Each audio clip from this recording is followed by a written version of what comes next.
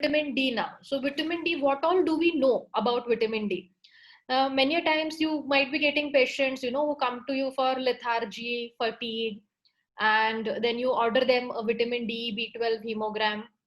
But do you really need to do it? And in that scenario, and so what all things can happen due to vitamin D deficiency, and where should we actually do a vitamin D level? That is what I'm going to talk about. So vitamin D, we know, is a fat soluble vitamin, and sunlight exposure is the major source. So 90% of our body's vitamin D is obtained from sunlight, and the influence of diet on vitamin D status is minimal. And vitamin D is important for the maintenance of bone health. So we need to understand many times that patients will ask you that if I eat this non-veg, or if I eat that non-veg, will I get vitamin D? So you might get, but it is very minuscule. So diet is not the major source of vitamin D. The major source of vitamin D will remain to be sunlight. Okay. And whatever role vitamin D has is only in the bone health.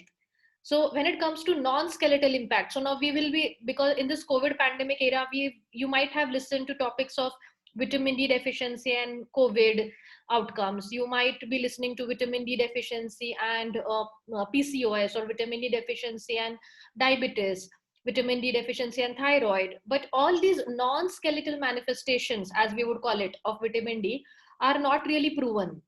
Yes, vitamin D, when given, might be good for immunity, might be good for insulin resistance, but we really don't know that. We don't have a trial where giving vitamin D is going to reduce your diabetes, or giving vitamin D is going to reduce your insulin resistance. So whatever vitamin D that we give as of now today is mainly for the bone health. Okay. And we can easily monitor the vitamin D levels by measuring a 25 hydroxy vitamin D. So when I write vitamin D, the lab measures 25 OHD. So this is what the lab is going to measure. Now, we get asked this question many times, that we say that sunlight is a major source, and India is a very tropical country near to the equator. Then why is still there vitamin D deficiency common even in sunny India? So, and the prevalence of vitamin D is very high. It ranges from, majority of the population is vitamin D deficient. Okay, in spite of India being close to equator. So, and this is what it was seen in this study published in Delhi. So in Delhi, what they have seen is that soldiers, who are out in the sun, practicing, exercising, and in spite of that, uh, their mean vitamin D levels was 18.84 nanogram per deciliter. And here I would like to emphasize that a value more than 20 is considered to be not deficient, and value more than 30 is considered to be sufficient. So 18.84 is low. So in spite of them being in the sunlight, still the soldiers had a very low vitamin D. And if you look at the physicians and nurses, they were the group who had the lowest, even lower than the depigmented subjects. So we are continuously sedentary workers, and we usually don't go out in the sunlight. And so we have very low levels of vitamin D. So that is what we need to understand, that vitamin D is very, very, very common even in those who are exposed to sunlight. Then also it's common. Even if they are exposed to sunlight, vitamin D deficiency is common. So the causes could be inadequate exposure, maybe because our melanin pigmentation is high, and that is why we don't make enough amount of vitamin D. Maybe because we are all become more sedentary and we don't have many outdoor activities. That may be the reason. Abroad, many countries do food fortification. So their atta or their milk or their breads, they will be all fortified with vitamin D. But we do not have such food fortification. Universal food fortification in India does not exist. And the last most important could be attire, because we generally Indians are fully clothed. We do not wear clothes which can expose our complete arms or legs, and so our the area surface area of the skin which is exposed to sunlight is actually less. So that could also be the reason as to why vitamin D deficiency is commonly seen in India. And as I've told you, the non-skeletal effects of vitamin D. So the current evidence strongly suggests that there is an association. That means, so those patients who are more vitamin D deficient will have a lesser immunity, will have more chance of developing a COVID, a COVID complication. But we do not have data to say that giving vitamin D is going to make them come out of COVID. So that is what I mean, that association studies exist, but it is difficult to reach a final conclusion because of lack of causation.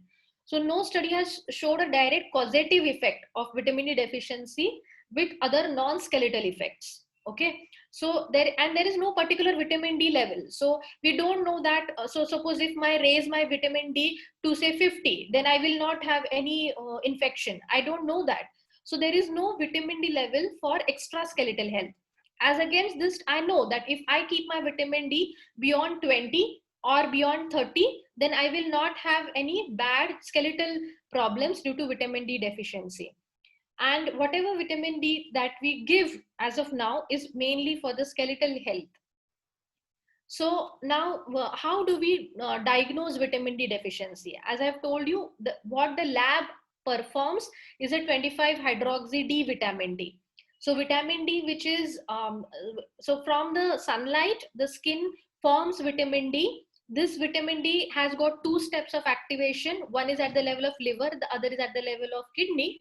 And the one which gets activated in the liver, that is what is called as 25-hydroxy vitamin D. And that is the marker which is actually studied in the lab. Okay, so when our lab studies vitamin D, lab studies both vitamin D2 and D3. Okay, and the common terminology D is used. So D2 is ergocalciferol and D3 is cholecalciferol. And D2 is, so in US, so if we see in India, what all we get is all D3. So all your vitamin D supplements which you prescribe to your patients contain cholecalciferol. Okay, but if you look at United States, then in United States, they do not have D3. They have only D2. So whatever prescriptions there they give will be of D2. Is there any difference between D2 and D3? No. So all for practical purposes, both of them are same and both of do the job equally well. So what are the levels at which you will say that a person is deficient? So less than 10 would be severe deficiency. These are the units which we commonly use. So I'm going to discuss the nanogram per ml, not the nanomoles. So less than 10 is severely deficient, less than 20 is deficient, 20 to 30 is okay, okay, not bad, but more than 30 is something which is preferable. Okay. So why do we arrive at this cutoff of 30? Why are we taking this cutoff of 30? So what vitamin D does is that vitamin D is, we know that vitamin D deficiency is not good for bones. Why is it not good for bones? Because in vitamin D deficiency, what happens is that the PTH hormone starts rising. So with vitamin D deficiency, the PTH hormone goes up, and we know what does PTH do? PTH acts on the bones, and from the bones it leaches out calcium. So PTH is ultimately making our bones weak. Okay, so because of high levels that are seen in vitamin D deficiency. So we don't want a high PTH, we want a normal PTH. So this rise in the PTH starts happening at this vitamin D level of 30. So when the level falls below 30, this incline starts happening in the level of PTH. And that is why you have got a cutoff of 30. And if you see below 20, so this is the 20 cutoff, below 20 there's a sharp incline. So 30 it starts rising, and below 20 there's a sharp incline. So we don't want it to be below 20 at any time. Right. So when should we order a vitamin D level? So whenever you find that the patient is complaining of bony pains, okay, has had fractures, is having osteoporosis, is having any musculoskeletal disorders. So now here I want to differentiate, want you to understand the difference between osteoarthritis and osteoporosis or osteomalacia. So osteomalacia and osteoporosis are two different conditions. Osteoporosis means fragility of the bones, where the bone architecture itself is it becomes brittle, or it becomes a porous bone. Osteomalacia is a more of a disorder of mineral problem. So the mineral that in the bone is wrong. So you might have a vitamin D deficiency, you might have a low phosphorus or a low calcium. All that falls under osteomalacia. In osteoporosis, what you have is that your vitamin D, calcium, your phosphorus, all may be normal, but still your bones are weak. So that is a different problem. That's the deficiency in the architecture, or there's a problem in the micro architecture of the bone. So that is osteoporosis. And osteoarthritis means something with the degenerative disease of the joints, which happens with age. So that's completely different. And osteoarthritis doesn't come under endocrinology. Okay. And musculoskeletal disorders. So like suppose if a patient is having say rheumatoid arthritis, so it causes osteoarthritis. The rheumatoid arthritis causes arthritis, but rheumatoid arthritis will also lead to secondary osteoporosis. So sometimes you can have a combination of the two conditions happening in one patient only. You can have chronic liver or kidney disease. So in those patients, they are very much prone to vitamin D deficiency, and you should do their vitamin D levels. Inflammatory bowel disease. So someone has got ulcerative colitis, Crohn's disease, chronic diarrheas, weight loss. These patients are more likely to have malabsorption and vitamin D deficiency. Then some patients might be on steroids, which can cause osteoporosis. Some patients could be on anti-epileptic drugs. These can also lead to vitamin D deficiency. So all these patients who have these underlying problems, you should do a vitamin D level then. Now, what are the requirements which are prescribed? So how much vitamin D should be given? Okay. So these are the US Endocrine Society guidelines, and this is what our ICMR suggests. So ICMR just gives you a blanket thing that 400 IU per day is what everyone should be minimally taking. But many times we have seen that studies have shown that this much is not sufficient. 400 IU per day really doesn't help you to keep your vitamin D beyond 20. Okay, so what is ideally should be given is that in the pre-pubertal or a pubertal age group, in the adolescent age group, 600 to 1000 IU. When the patient is pregnant and when she's lactating, then they require a higher dose. So 1500 to 2000 international units of vitamin D per day. In the toddlers and in the infancy, it is 400 to 1000 IU. In the childhood, it is 600 to 1000. And once you become old, then it is again 1500 to 2000 IU. So these are the different vitamin D requirements at different ages. Okay. And if you look at the calcium, how much calcium should a person be taking? So this is again the comparison between India and USA. So the guidelines differ as to what our ICMR tells us and what the US guidelines are. But we should remember one thing, that calcium we can also get it from diet. We need not always take it through a supplement only, but vitamin D is such a vitamin which we cannot get it from diet. So whatever that we get it is through sunlight and through supplements. Okay, so for infants, the calcium requirement is around 500 milligram per day. In the childhood, again, it is around 500. In the older age group, it is around 400 milligram per day. And in pregnancy and lactation, it is around 1000 milligram per day. So these are the rough calcium daily requirements which change throughout our life.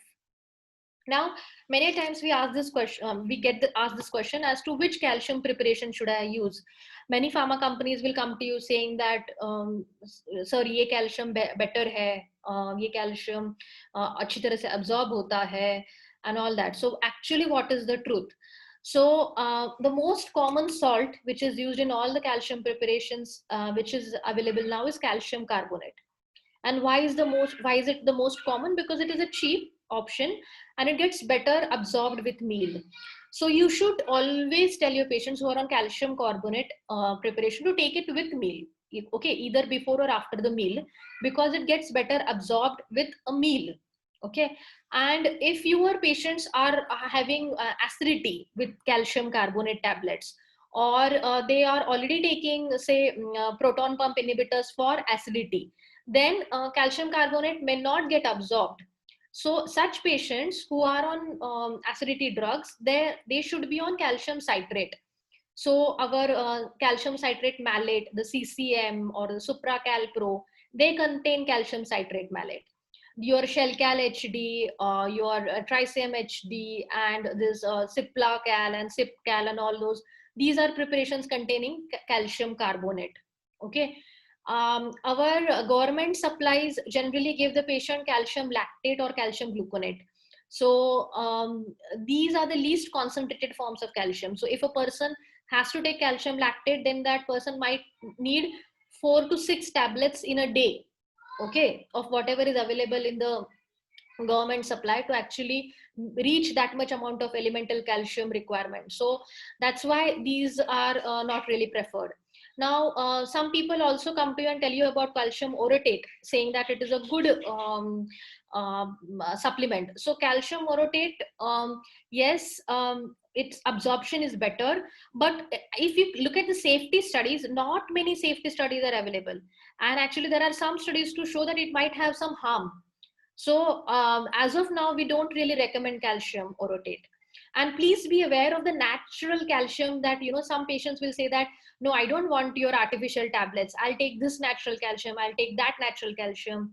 I'll take this calcium from this shell and from that shell. But we need to understand that all such natural calcium may be heavily contaminated with lead. So you might land, your patient might land up with other lead toxicity. So it's always better to know what you're using and to know what the content is. So please explain to this to your patients. Now about vitamin D. So to achieve a vitamin D of above 30, how much vitamin D is required?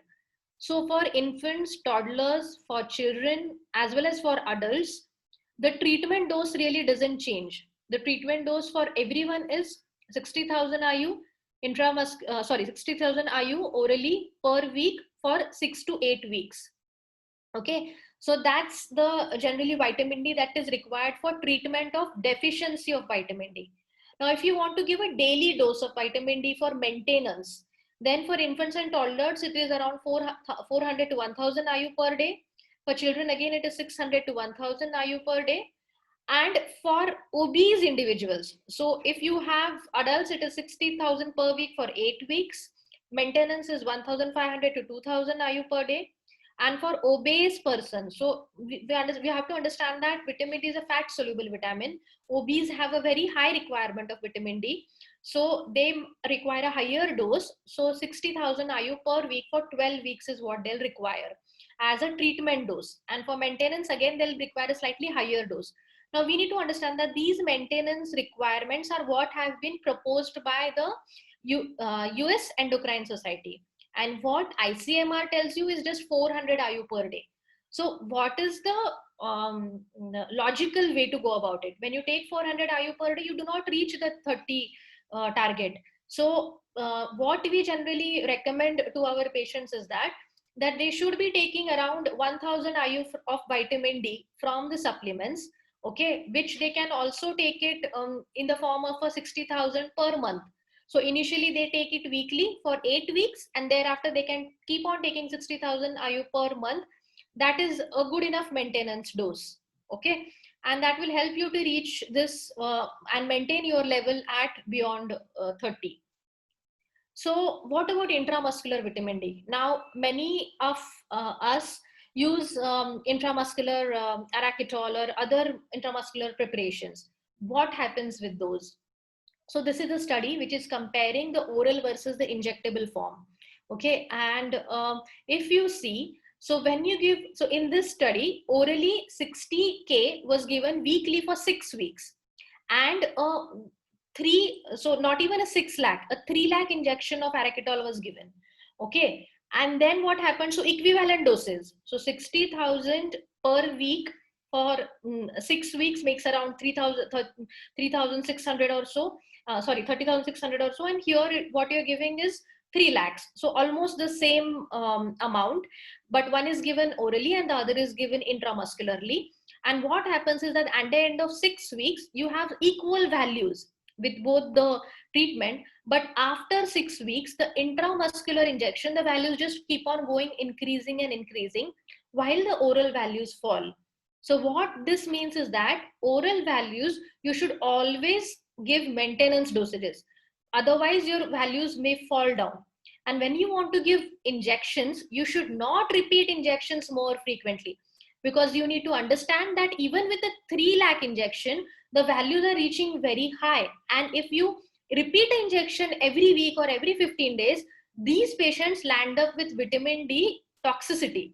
So you should not repeat an arachidol injection earlier than say 6 months. I mean, it's not required. Okay. So what is the level at which you call it as vitamin D toxicity? So any level more than 100, okay, then that is considered as toxicity, and more than 150 is definitely toxicity. So if value is below 100, it's okay, but we do not want the value to go beyond 100. And generally the upper tolerable limit of intake is around 4000 IU per day.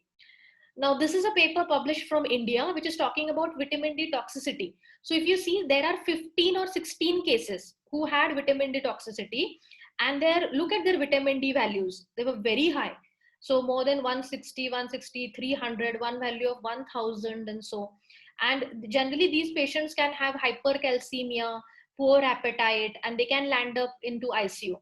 And if you look at all these patients, almost all except 3, all of them had vitamin D toxicity because of frequent IM injections. So frequent IM injections is going to land them with toxicity, not the oral preparations. Now, those who had toxicity with oral preparations, they took weird dosages. So if you see this patient was taking 4 times a week for 3 months, 60K. So rather than taking it weekly, the patient was taking 4 dosages per week for 3 months. Then again here, this patient misunderstood. The patient must have been told to take it weekly for 2 months. The patient took it daily for 2 months. And here again, daily for 2 months. So such patients who take higher dosages with oral may land up with toxicity. But the most common is intramuscular injections, which lead to toxicity of vitamin D. So other thing is about the use of active vitamin D. So whenever you prescribe a patient on calcium vitamin D supplement, always read what that tablet is containing. See, there are multiple preparations of vitamin D and calcium. Some preparations contain active vitamin D. What do I mean by active vitamin D is a calcitriol. So what I told you, the inactive vitamin D, that is called as cholecalciferol. Okay, so cholecalciferol doesn't give rise to any side effects even if you continue to give it in the long run. So if our patient is taking a vitamin D 60K every month, lifelong, the patient is not going to land up with vitamin D toxicity, or the patient is not going to get any renal calcium stones or any cardiovascular problem, nothing of that sort. But if your patient is taking active vitamin D, so suppose example, there are Gemcal and Gemcal D3. Now these are 2 common preparations which are used. Gemcal contains calcitriol, while as Gemcal D3 contains cholecalciferol. So if your patient takes Gemcal, that is an active vitamin D, continuously, then what happens is that these patients can land up with hypercalciuria and renal calcium stones. But if the patient is taking Gemcal D3, which is an inactive form, then chances of that happening are low. So there is no risk of hypercalciuria or renal stones with that. So it is important to understand. So what is the correct tablet to be given in a postmenopausal osteoporosis patient? We should understand that. Where do we require active vitamin D? Active vitamin D is required in very few scenarios. So where should we use a calcitriol containing preparation? We should use it in a CKD patient, because that patient does not have the step for activation. His kidneys have failed. He cannot activate the vitamin D. There are some patients who have a vitamin D deficiency or a vitamin D resistant form of rickets. VDDR is what we call them. They have a deficiency in that enzyme required for activation. There are patients who have liver disease who cannot then again activate. So such patients should be on active vitamin D. Rest all patients, you need not give them active vitamin D. And as I've told you, active vitamin D, if given for long term, can cause hypercalciuria, hypercalcemia, and there is no added benefit over our other vitamin D preparations. Now coming to sunlight exposure. So this is a very myth. I don't know how it has spread, but it is a very common myth. Sakalcha kobra un changla ahe. So that's not the fact when it comes to vitamin D. vitamin D, the rays of the sunlight, okay, they have to penetrate the whatever the UV rays and everything, they have to penetrate the Earth's atmosphere. They have to penetrate it at such a degree, and they have to reach us for us to form vitamin D, and that will happen only after 11 a.m. Okay, so it's actually the mid morning or the mid afternoon sun that is important for making vitamin D.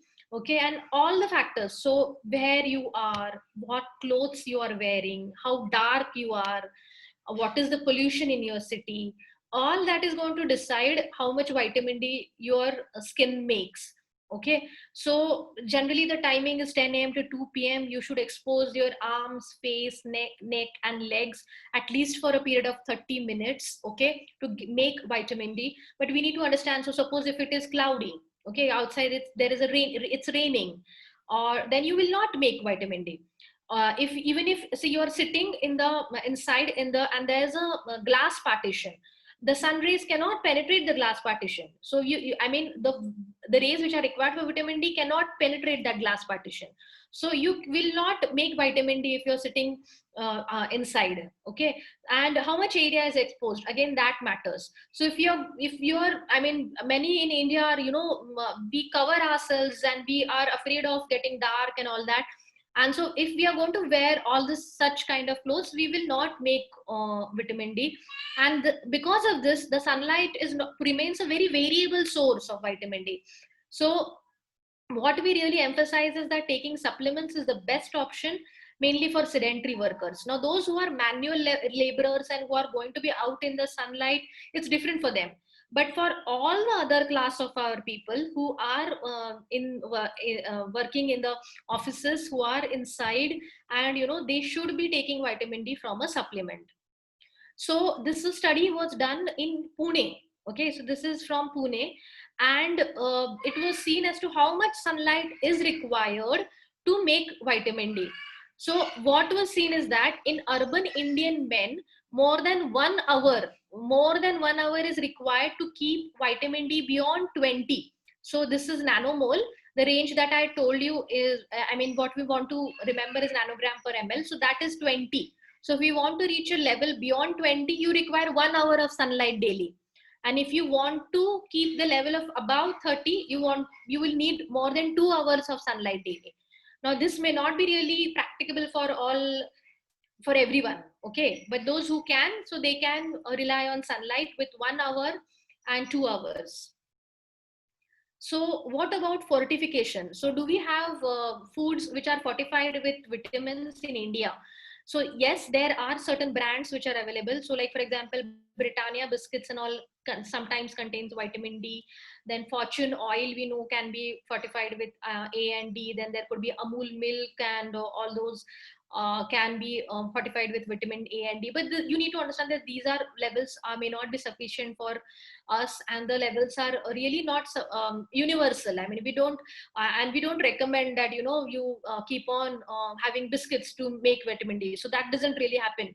So the food fortification in India as of now is not going to work. So we need to rely on supplements for vitamin D supplementation. So to summarize till now, vitamin D deficiency is prevalent in India, and we usually treat it for skeletal benefit. Extraskeletal benefits do exist, but there is not enough evidence for the same. Most patients, as a rough guideline, you should remember that they should receive 1000 to 2000 IU per day. So how do you achieve this? If you have a patient who's come to you and the patient says that I have bony pains, and the patient is having a muscle ache, and you suspect that the patient could be having vitamin D deficiency. Now, doing a vitamin D level is going to cost you a lot. And if the patient is not affording, rather than doing a value, you can directly start the patient on vitamin D oral. Okay, so you will not go wrong. You will not do toxicity by giving an oral dose of per week of 60K for 8 weeks, and thereafter 60K once a month. Okay, but if your patient is saying that no, I have already taken an injection, I have taken some injection from some doctor, I don't know what it was, Or the patient might tell you that, no, I have taken vitamin D in the past, I remember, but I don't know for how many weeks I took it. I might not have completed the course, and so on and so forth. So if you're not sure whether the patient has really taken, or whether the patient, you are afraid that you might land this patient into toxicity, then you can do a vitamin D level. But for all other practical purposes, you can directly start with the treatment without a vitamin D level if you're giving it orally. If you're going to give it intramuscularly, then I would suggest doing a level, because you don't want this patient to land up with toxicity. And avoid frequent intramuscular injections. For vitamin D, frequent injections are not required. Once in 6 months to once in a year also is more than sufficient. One injection once in a year is more than sufficient. So now coming to the second part of my talk, that is, I'm going to talk about PTH hormone. So parathyroid hormone, we know, is a hormone gets secreted from the parathyroid glands. There are these 4 parathyroid glands. So around the thyroid, we have these 4 parathyroids which secrete PTH. What does PTH do? PTH has action at the level of bone. It has got action at the level of kidney. So the direct actions of PTH at the level of bone, from bones, it releases the calcium. Okay, from kidney, it reduces the reabsorption of calcium. And that is how the blood calcium increases. Also, PTH has got an effect in the vitamin D pathway also, and there also PTH has got value. Okay, so when it comes to high PTH, then you need to understand that not all high PTH is primary hyperparathyroidism. So I get many patients where the doctor does a PTH value but doesn't do a calcium value. So there it doesn't really make any sense. I mean, unless and until you do a calcium phosphorus, you should not go for PTH. Don't do a PTH directly. So if your calcium is high and your PTH is high, not suppressed, then you should think of primary hyperpara or a tertiary hyperpara. Okay, what is tertiary hyperpara? So those patients who have long-standing secondary hyperparathyroidism, that means a patient has a kidney problem, and because of kidney problem, they have less calcium. And in that, because of low calcium, the PTH rises. So that is called as secondary hyperparathyroidism. And if this chronic kidney failure patients continue to have low calcium for years together, which doesn't get treated adequately, then 1 out of these 4 parathyroid glands can actually develop an adenoma. And this secondary can then get converted to tertiary. So that is what we mean by tertiary hyperparathyroidism. Okay, primary hyperparathyroidism means that there is a adenoma or a tumor in one of those, or in all of those in all of those parathyroid glands, because of which there is a high calcium level. So unless and until you have a high calcium, you are not going to actually look at PTH. Or if you have got a low calcium, only then you're going to look at PTH. Don't look at PTH without knowing as to what the calcium and phosphorus is. So what are the different manifestations in which a hyperparathyroidism patient presents? So hyperparathyroidism patient can have stones. So they can have renal calculi. Okay, they can have problems with bones, that they can have fractures. They can have OFCs or bone cyst, as can be seen in the X-rays. Okay, they can have psychic moans. So that means they can have lethargy, fatigue, depression, memory loss, stupor, coma. They can have abdominal pain, that is what we call as abdominal groans. So because of constipation, indigestion, peptic ulcer, and pancreatitis. And they can have certain other manifestations also. So this is an easy mnemonic to remember what the symptoms of primary hyperparathyroidism are: stones, bones, moans, and groans. So this is how we remember as to what the symptoms of hyperparathyroidism can be. Now coming to a case. So this is a 32-year-old female. She is a mother of 4, and she has had frequent bone problems, and she has complaining of bony pains, and she says that she had suffered a fracture of humerus around 4 years ago, and she says that she also has certain bony swellings somewhere, and she's complaining of proximal muscle weakness. And during investigation, what was seen as her calcium is 10.1. Any calcium which is more than 10, you should repeat it again. Generally, with our good assays, a calcium between 8.5 to 10 is considered as normal. 8 to 8.5 and 10 to 10.5 or 10.8 is considered as a gray zone. So this calcium was slightly high, but look at the phosphorus. The phosphorus is very low. We want the phosphorus to be beyond 2.5. So her phosphorus was low and her alkaline phosphatase was elevated and her parathyroid hormone was sky high. It was more than 2000.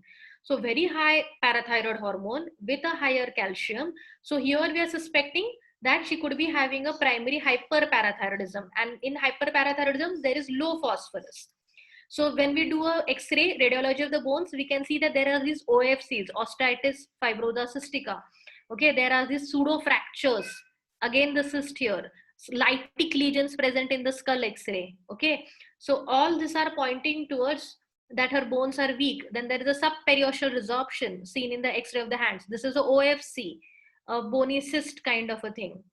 So all this is pointing towards PHPT. So then for PHPT, we do a nuclear scan. It is called a SESTAMIBI scan. And then in this SESTAMIBI scan, there is this parathyroid adenoma, which is visualized. So this patient basically had a primary hyperparathyroidism. And if this patient then underwent surgery and she got cured. Now coming to another patient. So another patient had a 30-year-old male. Complaints were bony pains and he was also complaining of teeth loss. Okay, so they were falling of teeth, adult patient. And his calcium was high, phosphorus was low, parathyroid hormone was high. So again, he was biochemically fitting into primary hyperparathyroidism. So again, we'd go ahead and did this SESTAMIBI scan. So after doing this SESTAMIBI scan, this parathyroid adenoma was visualized. So this patient underwent surgery for this adenoma. So this adenoma surgery he underwent, but post-operative also, if you see, his calcium is still remaining high. So what could be the problem here? So you have removed this surgery, the adenoma, but still your calcium is high. So basically, when we went into the family history of this patient, here he is standing with his father. His father also had history of hypercalcemia, kidney stones, and polycystic kidneys. He never underwent any evaluation for this kidney stones.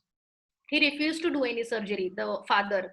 Okay, but the father gave the history that even the patient's grandfather also had renal stones and he died because of kidney failure only. So this is a patient who is having a familial hyperparathyroidism.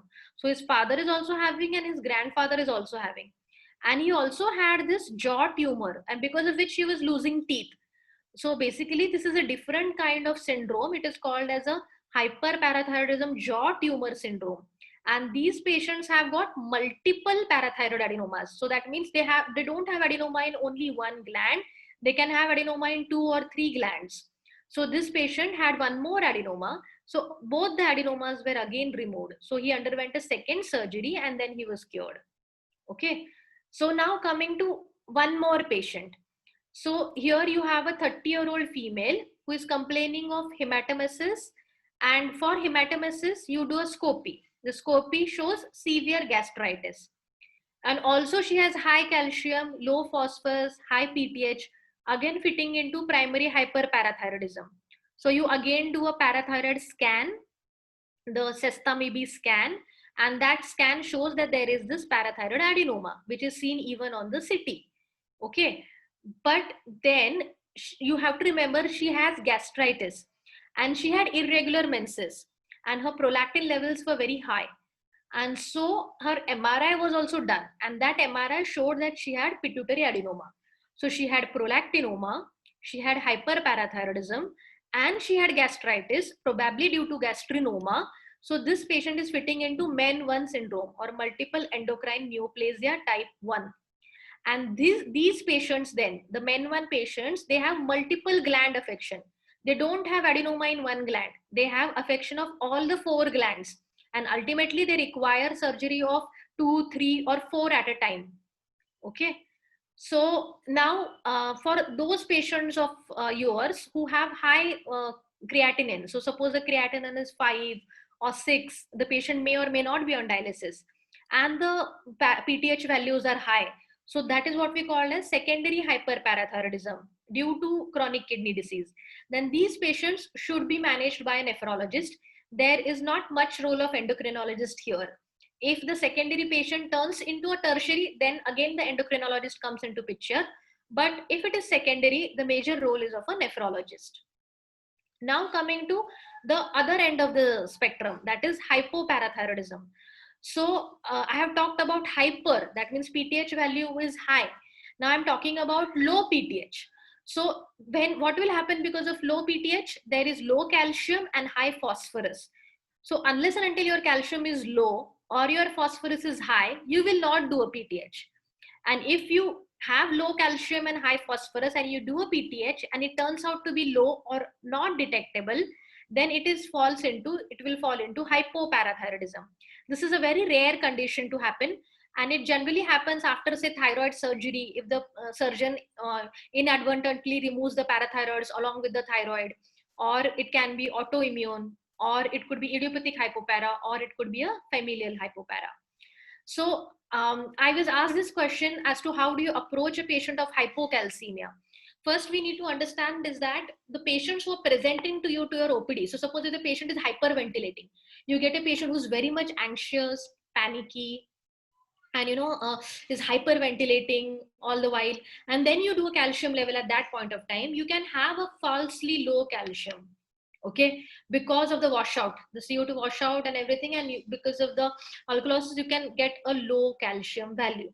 So measure a calcium value when the patient is calm, so that you will come to know what is exactly the calcium. So as I have told you, if the patient is having low calcium, the second thing to do is to look for phosphorus. Phosphorus has to be done in every patient. So phosphorus, if it is high or if it is low, then there are different conditions which exist.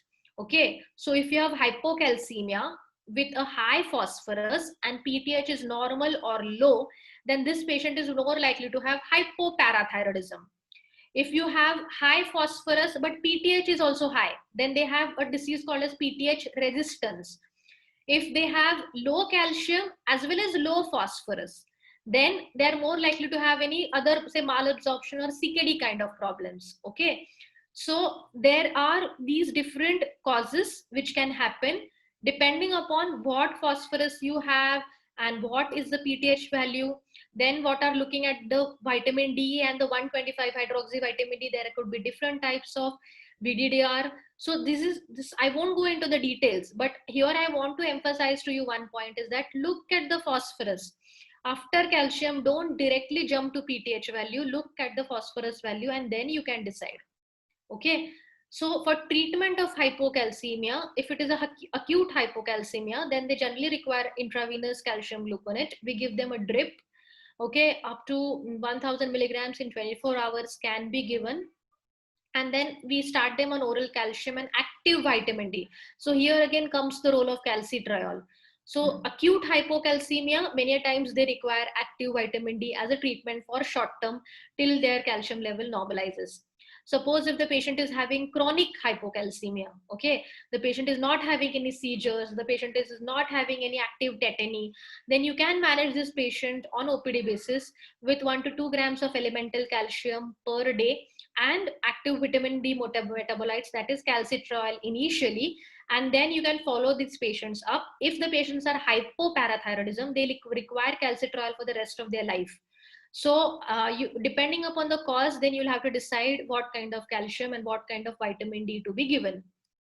Now, when to order a PTH, I have told you only after initial biochemistry, that is you have calcium, phosphorus, albumin, alkaline phosphatase, creatinine, and then you look at what the PTH is. Do not directly jump on PTH.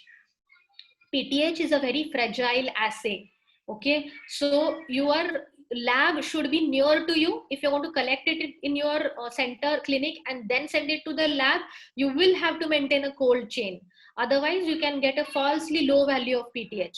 So it is very important to transfer the sample correctly. Then so the two common scenarios are hypocalcemia and hypercalcemia, and in both these scenarios, after phosphorus you can do a PTH value. So both the things, what will help you is what is the phosphorus. So please always order a phosphorus when you're ordering calcium. So now coming to jumping, so I've talked about vitamin D, I have talked about PTH, calcium, phosphorus. Now I am going to another case scenario, that is osteoporosis. Okay, so now 55-year-old female, she is postmenopausal for the past 3 years, and she fell down from two-wheeler and she sustained a fracture of tibia fibula. And then she basically goes to orthopedic for that fracture, whatever casting and surgery, whatever gets done. But she has this question to her ortho that why did I get this fracture? Are my bones weak?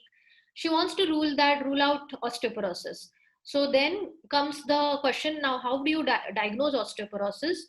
We know that it is diagnosed on the basis of a bone mineral density. Bone mineral density, or DEXA scan as we call it. So DEXA scan, then which machine should be used? What are the different sites for which you should study the bone density? How do you prepare the patient? So these are the different peripheral DEXAs, central DEXAs, or QCT machines that you have for diagnosing osteoporosis. Whatever machines that we have in the camps, health camps, the peripheral DEXA ones, the one where they tell you to put a foot there and look at the bone density, those are not really accurate. What is the most accurate is this central DEXA, where the patient lies down on this machine and then they measure their bone mineral density. So central DEXA is the most accurate thing, and that is the one which we should all be doing. So which site? We generally tell the patient to do DEXA or a bone mineral density for PA spine, okay, the lumbar spine and the hip. And forearm BMD, that is distal radius BMD, is also done in certain circumstances. When we get a DEXA report, then generally these are the two scores which are written in that report, a T score and a Z score. T score talks about what is the comparative BMD, or how the bones of that patient are as compared to a young adult. Okay, so T score compares that person with a young adult, and Z score compares the person with a person of his equal age matched BMD. So those who are postmenopausal, we look at their T scores, and those who are before menopause or young males, we look at their Z scores or Z score as we call it. So depending upon what the T score is, then you can classify whether the patient is normal, osteopenia or osteoporosis, or severe osteoporosis.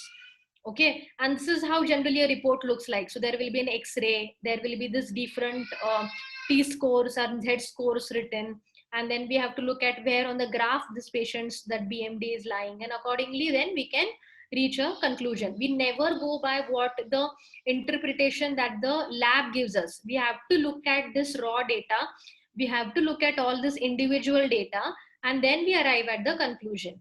Okay, so the X-rays and all these radiographs are also important. So machine is important. So suppose if a person has once done a DEXA scan on a hologic machine, okay, and the next time he goes to some other machine and does it from a GE lunar, then we have to understand that we cannot compare the two reports. There's slight difference in between the two machines. So they should be doing repeat DEXA scans always on the same machine and not on different machines. Okay. Before labeling osteoporosis, always rule out secondary causes and rule out osteomalacia. So if I have vitamin D deficiency, very severe vitamin D deficiency, I have low calcium, and I go and do a DEXA scan, then I can be wrongly diagnosed as having osteoporosis, because DEXA scan cannot differentiate osteomalacia and osteoporosis. And we need to understand that treatment for both these conditions is very different. So before we label someone as osteoporosis, we need to rule out secondary causes and we need to rule out osteomalacia. There is multiple causes of secondary osteoporosis, like hypogonadism, hyperparathyroidism, hyperthyroidism, Cushing syndrome, certain drugs, then some GI problems, then some bone marrow related problems. So all these things need to be ruled out. We also have a FRAC score, where when the patient comes to us, we put all these data. What is the age, sex, weight, previous fracture history, parental history, smoking, whether the patient is on steroids, and ultimately we get what is the risk of this patient developing this fracture. We have this for India also. So this risk assessment should be done for those patients who have multiple fractures, and for them where the DEXA alone is not sufficient. Now coming to this one more patient. So this is a 40-year-old female. She is having vague body aches, weakness, and she says that my mother had suffered this fracture neck femur, and then she ultimately died because of that fracture neck femur. She was bedridden. So she is very much worried about bone fractures. And she comes to you and she tells you that no, माझ्या आईला हे सगळं असं झालं होतं, मला फार काळजी वाटते की मला पण असं सगळं होईल, तर माझी हाडं तुम्ही तपासा, माझा हाडांचं स्कॅन करा, माझी हाडं माझे किती स्ट्रॉंग आहेत, किती वीक आहेत ते मला सांगा. So what do you recommend? So in this patient who is 40-year-old female, do you do a DEXA scan? So the answer is no. I mean, DEXA scan is not required in a 40-year-old female patient. At the most, you can do what I told you, the FRAX scoring. You can calculate the FRAX scoring and then tell this patient that what is your risk of this bones and whatever fractures developing. When do we do a DEXA scan? DEXA scan should be done in a post-menopausal women or men who are age 70 and older, or who have adults who have had a fragility fracture. So they were just walking, pi मुरगळला, fracture झाला, or they just fell from a height which is less than their standing height. That is what we call as a fragility fracture. म्हणजे somewhere where the fracture, you don't expect the patient to sustain a fracture. So suppose for example you're walking and pi मुरगळला, we don't expect fracture to happen for everyone. So if there's a fracture happening, then that means your bones are weak. So that is what we call as a fragility fracture. So the fragility fracture has happened, or the patient has, say, rheumatoid arthritis, or the patient is taking steroids, or the patient is taking anti-epileptic drugs for a long period of time. So then whatever be the age, then we can do a DEXA scan. But otherwise, for a healthy person who just wants to do a DEXA scan for screening, it's not really required. And after osteoporosis gets detected, we tell the patient that you should not smoke, you should not drink, you should have good amount of exercise. Both aerobic as well as anaerobic exercise should be done, and you should have a healthy diet. You should have calcium, vitamin D enriched diet, and that will keep your bones strong. So lifestyle measures are important. There are different kinds of treatment for osteoporosis. I'm not going to go into the details of that same, but there are two major treatment for osteoporosis. One where we inhibit the osteoclast, and the second where we stimulate the osteoblast. So osteoblast is a cell which forms the bone, and clast is a cell which degrades the bone. So if you stop the degradation and increase the formation, then you can prevent the fractures. Sorry. So bisphosphonates are anti-osteoclastic. So they can be either oral or intravenous once in a year. Intravenous bisphosphonates can give rise to acute phase reaction. So patients who sometimes we tell these patients, intravenous zoledronate and all that, and we tell them that go take it to your nearby hospital or take it in a nearby center. And we generally warn these patients that after these injections for the next 3 to 4 days, they can develop fever, they can develop joint pains. This is what we call as acute phase reaction. So there's nothing to be worried if this happens. Then teriparatide is one drug which is routinely prescribed by orthopedics, but is not very much required. It's required only in few scenarios where there is severe osteoporosis. That means the T-scores are below -3, or there is a fragility fracture, or they are refractory for bisphosphonates, are unable to tolerate the bisphosphonates. And whenever we give teriparatide, we have to continue it for 2 years. There's no point in giving teriparatide for 3 months and then stopping. It will be of no use. So you should continue teriparatide for at least 2 years, and after 2 years you can switch over to other therapies. So osteoporosis is very, very, very, very common. I mean, so you hear about diabetes, you hear about thyroid. How common is diabetes? 1 in 10. How common is thyroid? 1 in 10. How common is osteoporosis? 1 out of 2 women more than 50 years. So if a woman is more than 50 years, 50% of these women are going to have osteoporosis. So 1 out of 2 women have osteoporosis who are more than 50 years. 1 out of 4 men who are more than the age of 50 have osteoporosis. So unless and until you diagnose osteoporosis, you cannot start the treatment. And if you cannot start the treatment, what happens is that these patients land up with fractures and they land up with morbidity. So it is very important to diagnose it. So suspect it more often. Do DEXA scan in patients who are more than 50 years of age. Okay. Madam, do we have time for 2 more cases? Yes, madam. Okay, right. So I'll hurry up. So these are two interesting cases which I just wanted to put up. So this is this was basically a 32-year-old farmer, and he was running from pillar to post. First, he went to neurologist, saying that my both the lower limbs are weak, I'm bedridden. The neurologist did a AMG, NCV, all was normal. Then the neurologist did an MRI. MRI showed that there was bilateral avascular necrosis of neck of femur. So because of that MRI report, then the neurologist transferred the patient to an orthopedician. So our orthopedician said that, okay, now I'm going to replace both your hips, and the patient was posted for hip transplant. And before that, they generally do the lab, and the lab, in that lab, anesthetist found that there was very low phosphorus. The phosphorus was 0.7. And so the anesthetist basically sent it to an endocrinologist saying that, no, first get an endocrinology fitness. Your phosphorus is very low. There is some problem. So then we came into picture, and then when we saw calcium was normal, but the phosphorus was very low, vitamin D was very low.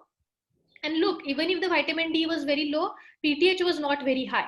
So there is something going wrong in this patient. And if you look at the radiology, all his bones were weak. Here you can see there is a pseudo fracture there here in the tibia. So all these problems this patient had.